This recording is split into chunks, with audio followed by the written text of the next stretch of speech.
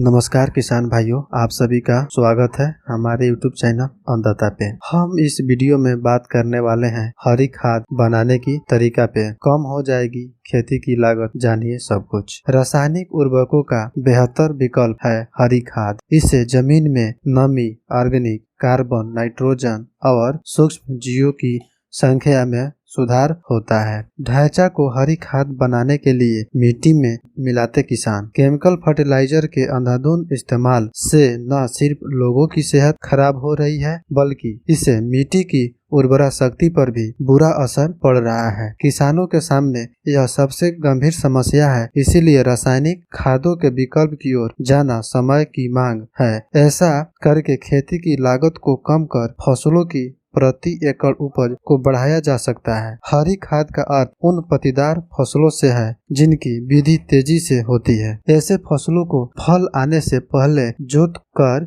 मिट्टी में दबा दिया जाता है। हरी खाद ग्रीन मैन्योर खेत को नाइट्रोजन, फास्फोरस, पोटेशियम, जस्ता, तांबा, मैग्नीज और लोहा आदि तत्व पूरा कराती है।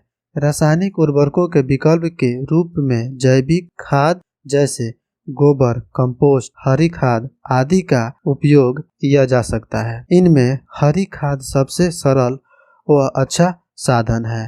पशुधन में आई कमी के कारण गोबर की उपलब्धता पर भी निर्भर रहने की आवश्यकता नहीं है। हरी खाद भूमि की उर्वरा शक्ति बढ़ाने वाली फसल है। हरी खाद के फायदे। हरी खाद वाली फसलों से मिट्टी की स्थिति सुधरती है, जिनके कारण जल धारण क्षमता बढ़ती है। इनसे जमीन में नमी, ऑर्गेनिक कार्बन, नाइट्रोजन और सूक्ष्म जीव की संख्या वृद्धि में सुधार होता है। ये फसलें मिट्टी की संरचना में सुधार के साथ साथ मिट्टी में जैविक गतिविधि को बढ़ाती है।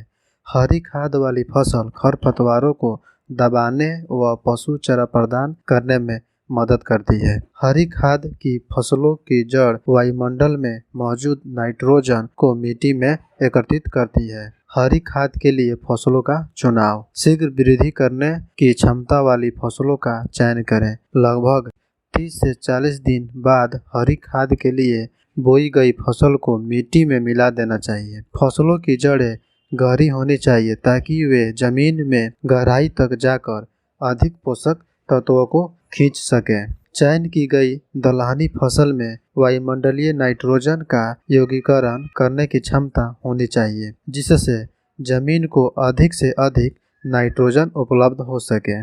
फसल की जल व पोषक तत्वों की मांग कम से कम होनी चाहिए।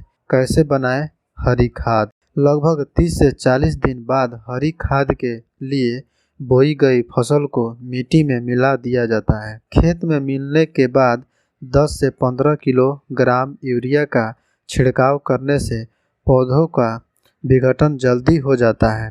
खेत में मिलने पर सूक्ष्म जीव इसे विघटित कर देते हैं। यह खाद के रूप में फसल को उपलब्ध हो जाती है। फसल को बोने से पहले हरी खाद की फसल को मिट्टी में मिलाया जाता है। हरी खाद को अधिक गहरा नहीं मिलाना चाहिए, क्योंकि यह पोषक तत्वों को बहुत गहराई तक दबा देता है। फसल को एक विशेष अवस्था पर खेत में पलटने से ही अधिकतम नाइट्रोजन का लाभ मिलता है। हरी खाद वाली फसलें। सामान्यतः दाल वाली फसलों जैसे कि लोबिया, मूंग, उड़द, ग्वार, लोबिया आदि को हरी खाद के लिए प्रयोग किया जाता है। इसके अलावा बरसमी और ढैंचा का भी इस्तेमाल किया जाता है। ढैंचा की वनस्पतिक वृद्धि तेज होने तक तथा वनस्पतिक भाग भी विघटित होने के कारण इसे सफलता से हरी खाद के लिए प्रयोग किया जा सकता है।